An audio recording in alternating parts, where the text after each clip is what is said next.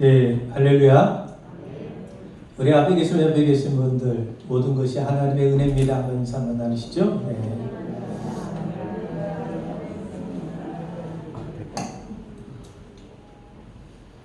한국전쟁 때 인민군이 예수 믿는 사람들을 잡아 즉결 처형을 하고 있었습니다.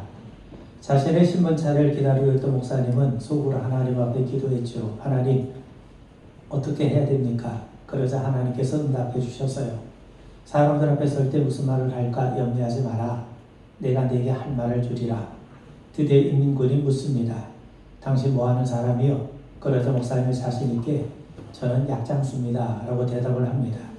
그렇다면 당신은 무슨 약을 파시오? 그러자 목사님이 예, 저는 신약과 구약이라는 걸 팝니다.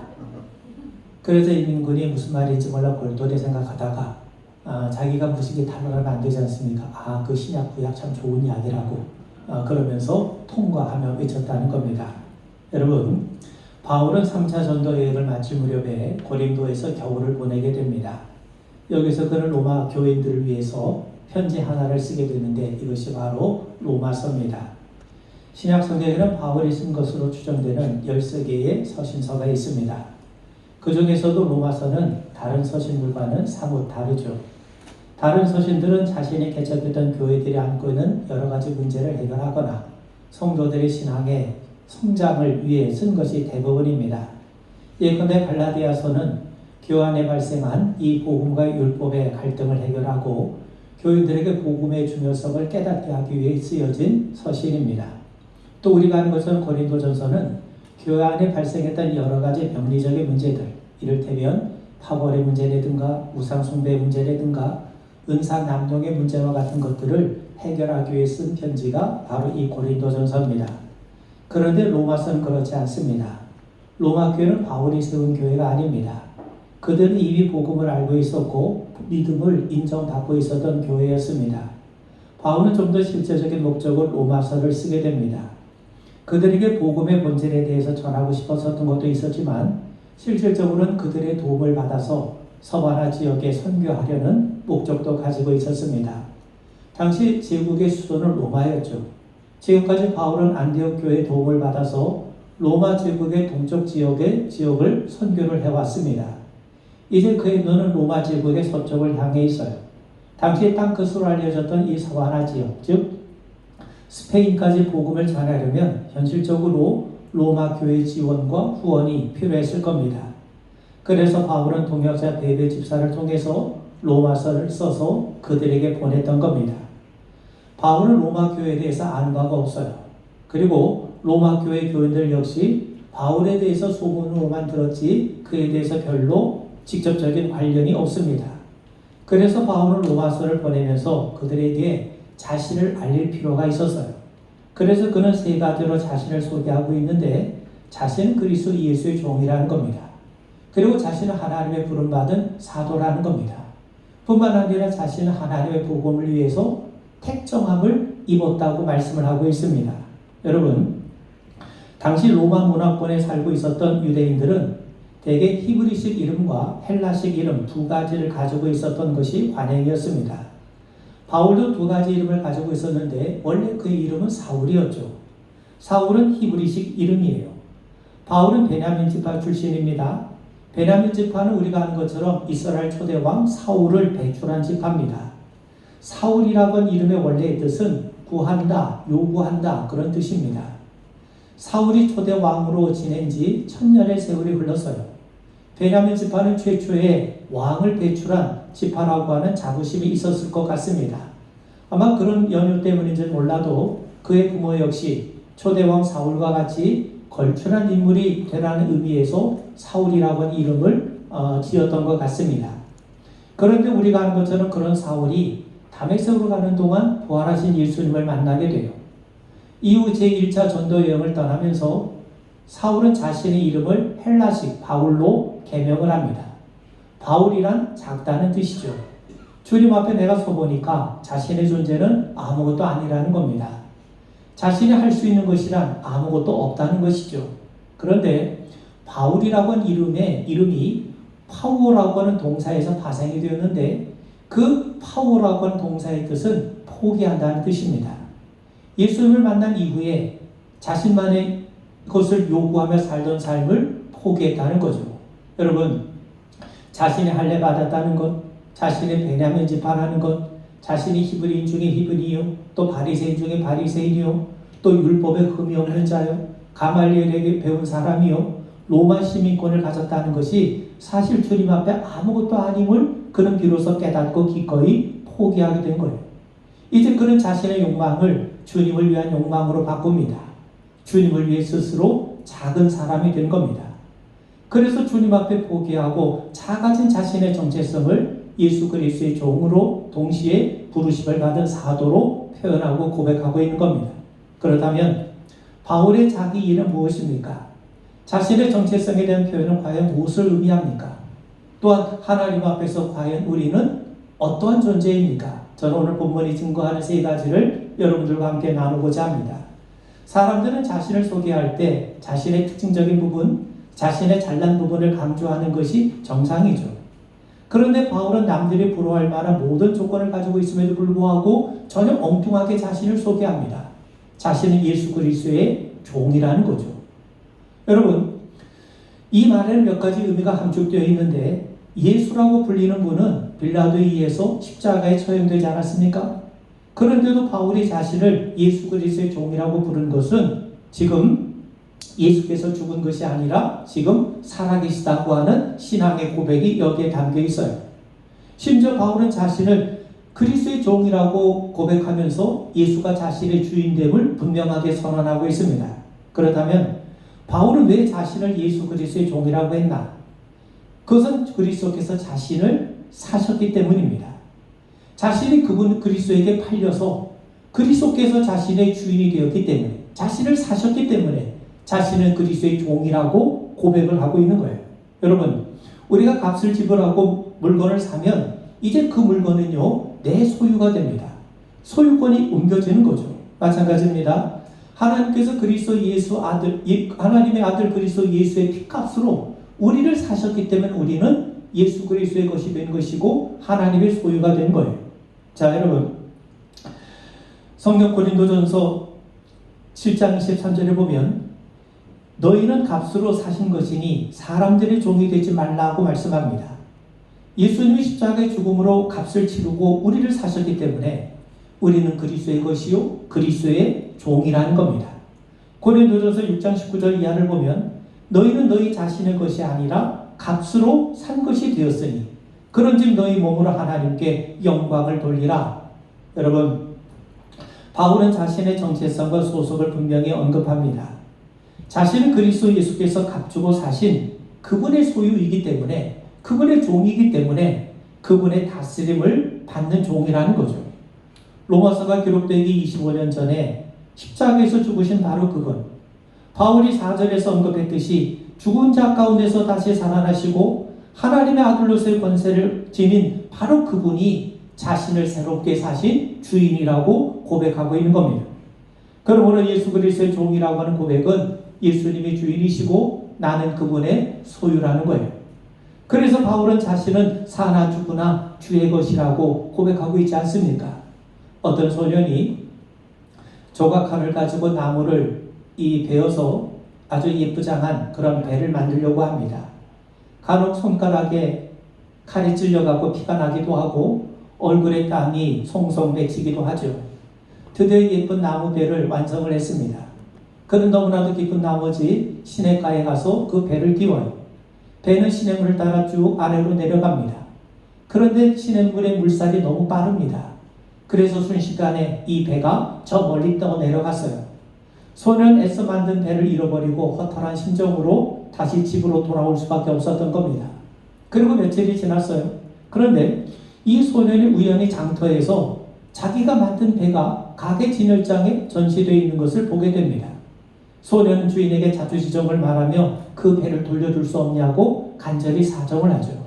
그런데 주인은 자신은 장사하는 사람이기 때문에 그냥 돌려줄 수 없다며 정말 이 배를 다시 사고 싶으면 돈을 내고 사라는 거예요. 그래서 소년은 지금까지 자신이 푼푼히 모았던 이 저금통을 털고 가게로 가서 자신 만든 배를 다시 값을 지불하고 사오게 됩니다. 그러면서 너무나도 기쁜 나머지 그는 이렇게 외쳐요. 이제 너는 내 것이야. 너는 두 번이나 내 것이 된 것이야. 첫 번째는 내가 너를 만들었기 때문에 내 것이고, 두 번째는 내가 돈으로 직접 샀기 때문에 너는 내 것이라는 거죠. 여러분, 하나님께서도 우리를 향해 동일하게 말씀합니다. 너희는 두 번이나 내 것이다. 첫 번째는 내가 너희를 창조했기 때문에 내 것이고, 두 번째는 나의 아들 그리스도 예수의 칼보리에서 흘린 피값으로 너를 샀기 때문에 너희는 내 것이라고 말씀해요. 여러분, 하나님 말씀에 아멘으로 대답할 수 있는 사람이 바로 그리스도인 겁니다. 주님 말씀하시죠. 이사야 선지자를 통해서 말씀하시는데 이사야 43장 1절에 보면 야곱아 너를 창조하신 여호와께서 지금 말씀하시느니라. 이스라엘아 너를 지으신 네가 말씀하시느니라. 너는 두려워하지 말라. 내가 너를 구속하였고 내가 너를 지명하여 불렀나니 너는 내 것이라. 하나님이 야곱에게 뭐라고 말씀합니까? 네가 내 것이다. 왜냐? 하나님께서 창조하셨잖아요. 창조하신 여호와께서 말씀하십니다. 이스라엘아 너를 지으신 이가 말씀하시느냐. 하나님이 우리를 창조하셨어요. 우리를 지으셨어요. 그래서 우리가 하나님의 것입니다. 또 두려워하지 말라. 내가 너를 구속하였고 내가 너를 지명하여 불렀나니 너는 내 것이라. 우리를 창조하신 하나님이 또 우리를 구속하시고 우리를 지명해서 부르셔서 우리는 주님의 것이 되는 겁니다. 여러분, 그런데 바울이 자신을 종이라고 고백한 데에는 중요한 의미가 있어요.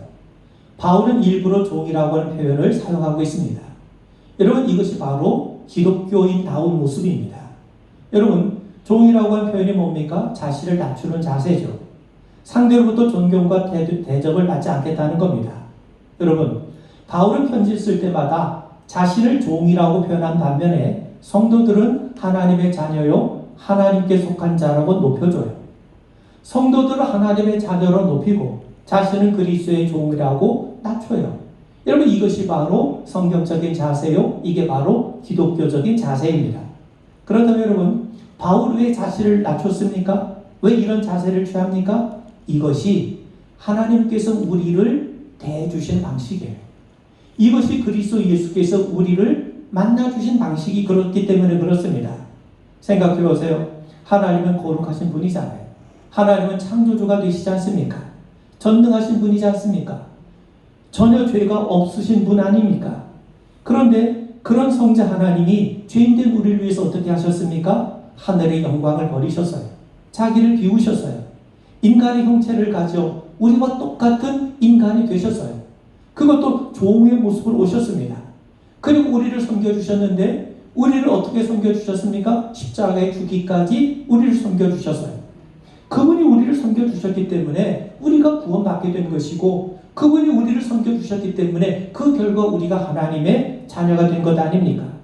바울은 말씀합니다. 빌립보서 2장 5절 이하에 보시면 너희 안에 이 마음을 품으라. 곧 그리스도 예수의 마음이니 그는 근본 하나님의 본체시나 하나님과 동등됨을 취할 것으로 여기지 아니하시고 오히려 자기를 비워 종의 형체를 가지사 사람들과 같이 되셨고 사람의 모양으로 나타나사 자기를 낮추시고 죽기까지 복종하셨으니 곧 십자가에 죽으심이라. 여러분, 바로 이 말씀이 그리스도께서 우리를 대해주신 방식이에요. 우리를 만나주신 방식입니다. 신이 하늘의 영광을 버리셨어요. 종의 모습으로 오셨어요. 그리고 우리를 섬겨주셨어요. 왜 그렇습니까? 그래야만 우리와 교제를 나눌 수 있기 때문이죠. 여러분, 사랑이라고 하는 게 뭡니까? 상대의 수준에까지 내려가 주는 거예요.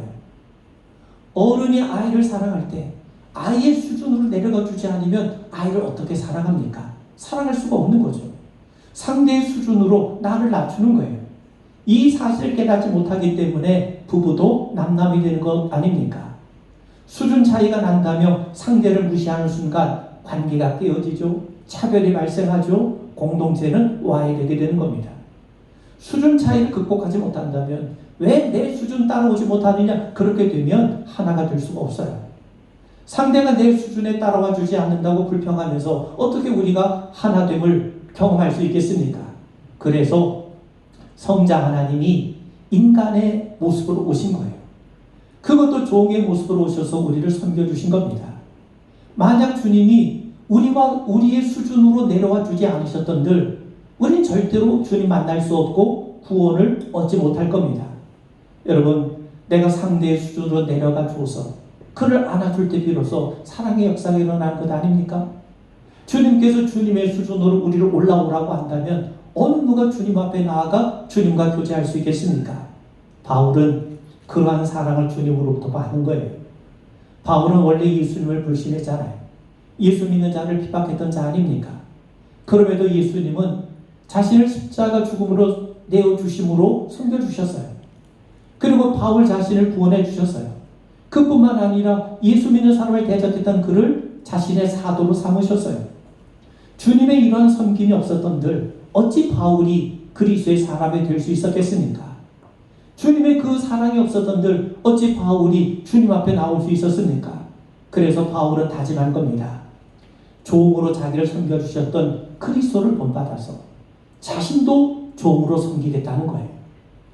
주님이 나를 종으로 섬겨주셨기 때문에 내가 하나님의 구원의 은혜를 누리고 하나님 앞에 성도가 되고 사도가 된 거 아닌가?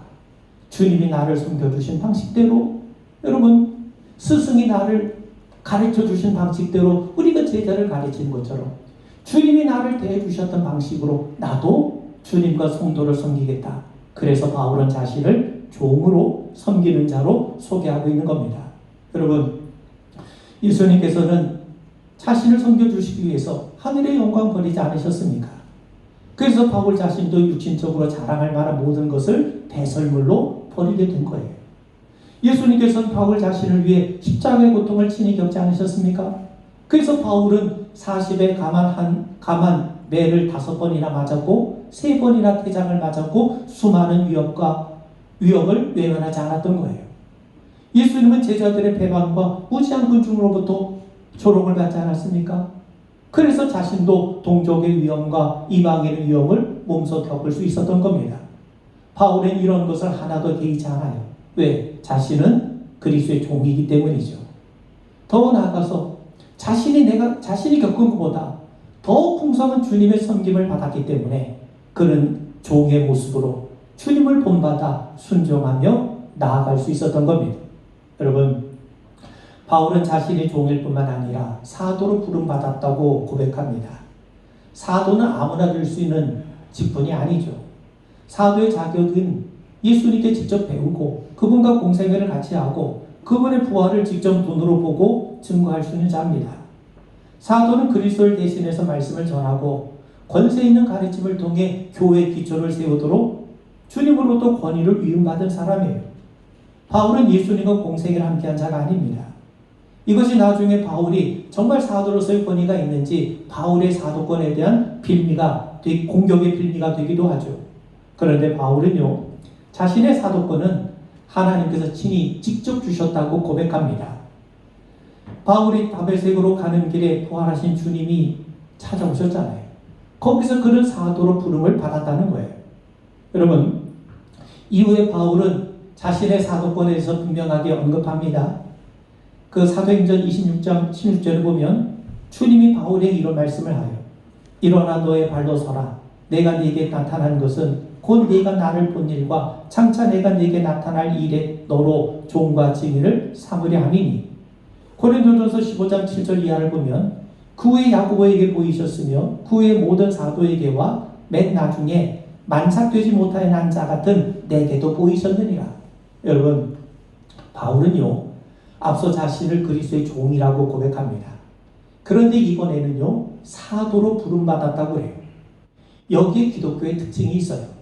여러분, 예수님은 참 하나님이시면서 동시에 참 인간으로 오셨어요.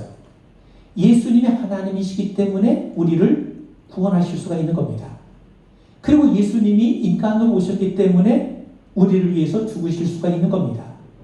예수님의 인성과 신성이 그리스도 안에서 서로 대립하지 않아요. 이것이 바로 기독교의 신비인 거죠. 여러분, 예수님은 종의 형체로 오셔서 우리를 섬겨주셨어요. 죽기까지 섬겨주셨습니다.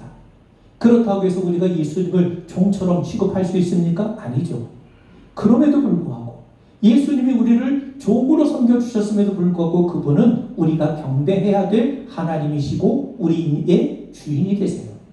여러분, 예수님이 하나님이심에도 불구하고 그분이 권위를 부리신 적이 있습니까? 그분이 강요를 하신 적이 있습니까? 윽박지는 적이 있습니까? 위압적인 자세를 갖고 계셨습니까? 그렇지 않으세요. 또 반면에 예수님이 인간이심에도 불구하고 그분이 아첨하셨습니까? 비굴하셨습니까? 눈치를 보셨습니까? 굴종하셨습니까? 그렇지 않으세요. 바로 이것이 기독교의 모습이에요. 바울은요, 자신이 사도라고 하면서 위세를 부리지 않고 교만에 떨지 않았어요. 그렇다고 자신이 종이라며 굴복하거나 굴종하거나 비굴한 모습을 보이지 않아요. 사도라며 위세를 떨지 않고 종이라고 해서 기가 죽지 않습니다. 그렇다면 왜 바울은 이러한 모습을 보일 수 있었는가? 여러분, 바울은요, 자신의 존재의 가치를 자신이 했던 일이 아니라 자신에게 행해진, 자신에게 이루어진 일에 근거하고 있기 때문이에요. 생각해 보세요. 바울이 교회를 세우지 않았습니까? 복음을 얼마나 열심히 전했습니까? 그리스도를 위해서 바울처럼 많은 고난을 받은 사람이 또 누가 있겠습니까? 또 성도를 세우는 지도자이기도 했죠. 그렇기 때문에 당연히 자신은 성도들보다 우월하고 자신을 사도로 불리기 합당한 자라며 교만을 부린 적이 있습니까? 위세를 떤 적이 있습니까? 자기 사도권을 내세우면서 남 위에 군림하려고 한 적이 있습니까? 그렇지 않아요. 바울이 사도인 것은요, 그가 주님을 위해서 많은 일을 했기 때문이 아니라 주님께서 그를 사도로 불러주셨기 때문이에요.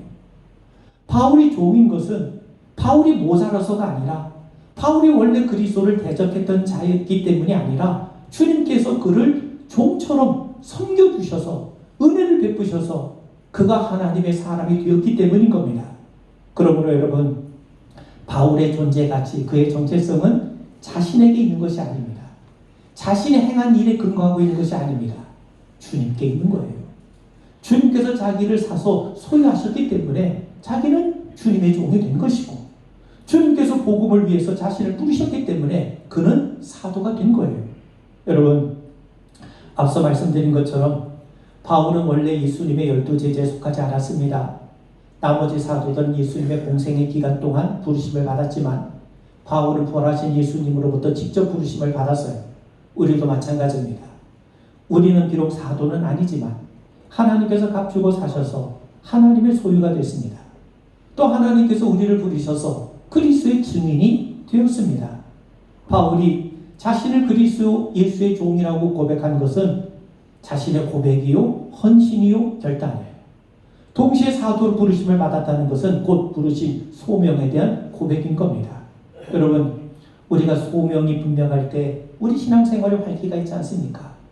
지금 내가 이 자리에 모이고 이 자리에 함께하고 정말 주의 몸된 교회를 헌신하고 주를 위해 사는 것이 하나님의 부르심 가운데서 이루어진 것을 알기 때문에 우리의 신앙의 삶에 활기가 넘쳐나는 것 아닙니까? 갈기를 폭파했던 김현희 씨가 쓴 수기 이제 여자가 되고 싶어요라고 한 책에는 이런 내용이 나옵니다.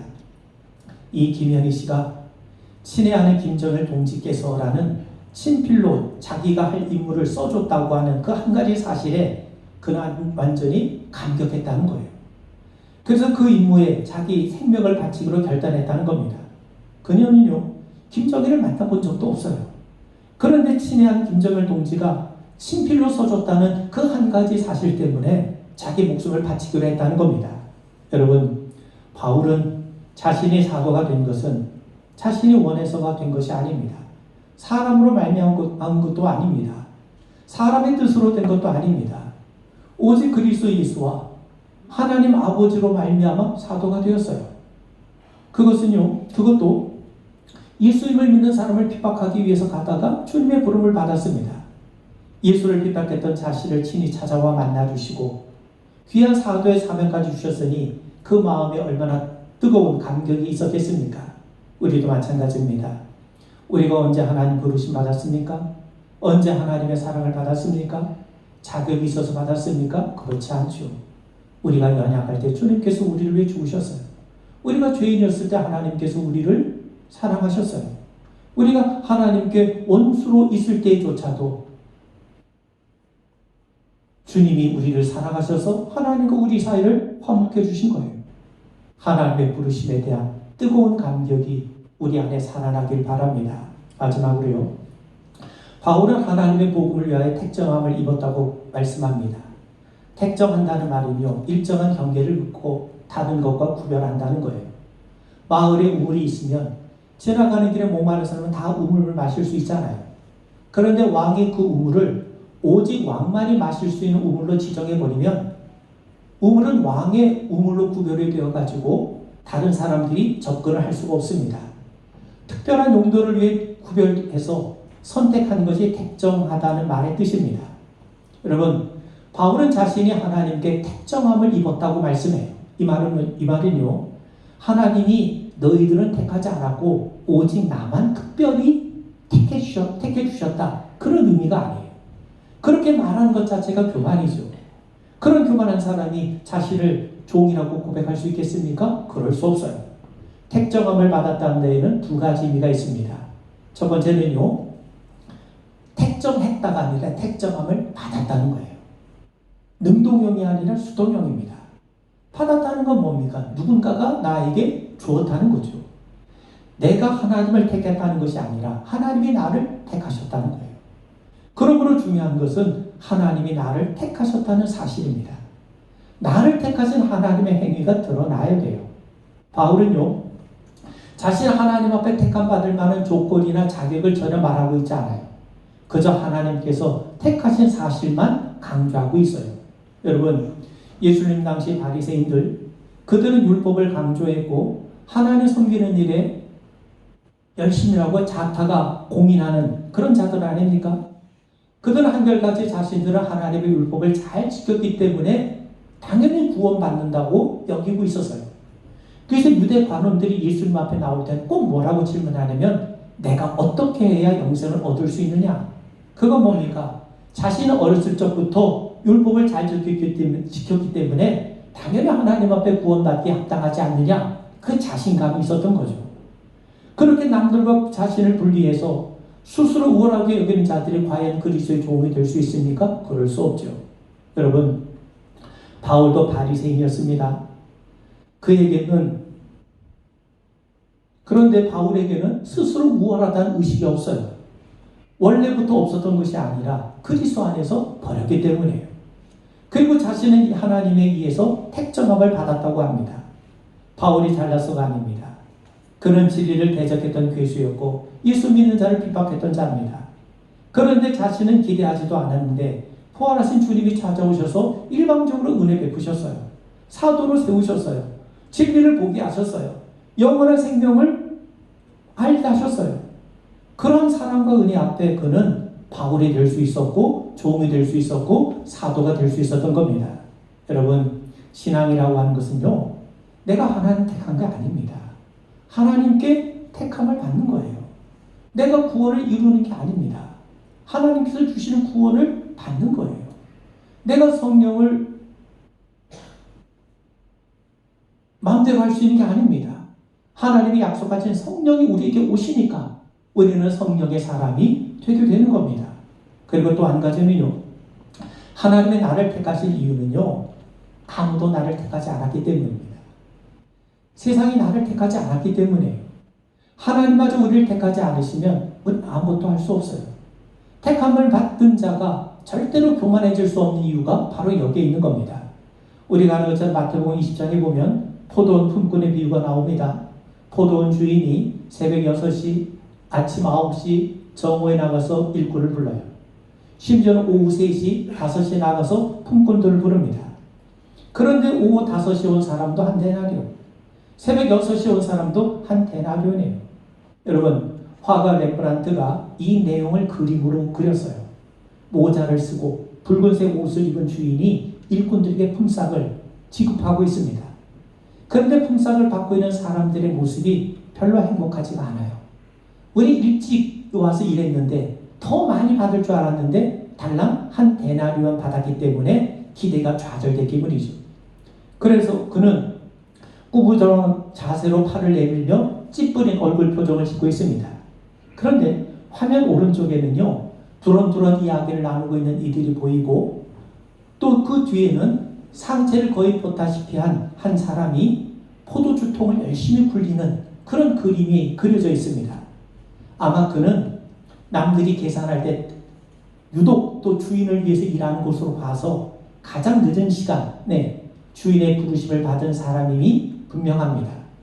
그는 주인의 고마운 마음에 보답할 길을 찾다가 아마 포도주 통을 옮기는, 정리하는 그런 일을 했던 것 같습니다. 여러분, 이 비유에 나온 주인의 행동을 불공평하게 여긴다면 교만한 거예요. 사실 우리는 오후 3시, 오후 5시에 부름받은 사람입니다. 주인이 왜 놀고 있느냐고 물었을 때 우리를 품꾼으로 쓰는 이가 없음이니이다. 그래서 주인이 택한 겁니다. 아무도 우리를 택하지 않기 때문에 하나님이 우리를 택하신 거예요. 그러므로 강조점은 택함받은 자의 자격이나 능력이 아니라 택하신 하나님의 자비와 긍휼입니다. 그래서 바울은요, 자신이 사도로 택정함을 입었다는 표현 속에는요, 사도의 권위를 주장하거나 성도들과의 차별성을 강조하는 의미가 전혀 나타나 있지 않습니다. 하나님의 일방적인 은혜와 사랑을 입었기 때문에 하나님의 자녀임에도 자신을 종이라 소개하며 낮추고 있으며, 또 사도의 직분이라고 하는 걸 갖고 있음에도 자신은 그저 택정함을 입었을 뿐이라고 소개하고 있을 뿐입니다. 여러분, 주님 말씀하세요. 너희가 나를 택한 것이 아니요 내가 너희를 택하여 세웠나니 이는 너희로 가서 과실을 맺게 하고 또 너희 과실이 항상 있게 하여 내 이름으로 아버지께 무엇을 구하든지 다 받게 하려 함이니라. 하나님께서 선택하셨다는데 누가 반론을 제기할 수 있겠습니까? 하나님 실수하신 것 같아요. 저 사람 안 돼요. 저 사람 과거가 좀 그래요. 저 사람 능력이 없어요. 저런 사람 포기하고 다른 사람, 능력 있는 사람 선택하시죠. 우리가 이렇게 하나님 앞에 방문할 수 있겠습니까? 그래서 바울이 우리에게 말씀하는 거예요. 형제들아, 너희를 부르심을 보라. 육체를 따라 지혜 있는 자가 많지 아니하며 능한 자가 많지 아니하며 문벌 좋은 자가 많지 아니하도다. 하나님이 우리를 택하셨다고 하는 감격이 살아나길 바랍니다. 성도는요, 하나님의 자녀라고 하는 신분과 정체성을 아는 자입니다. 또한 어느 누구도 우리의 성도됨을 회방하거나 성도가 누릴 하나님의 복을 빼앗아 갈 수 없어요. 그렇기 때문에 우리는 기꺼이 낮아질 수 있는 것이고 기꺼이 져줄 수 있는 것이고 기꺼이 섬길 수 있는 자가 되는 겁니다. 그래서 성도가 있는 자리가 바로 하나님의 나라가 되는 겁니다. 우리 기도하겠습니다.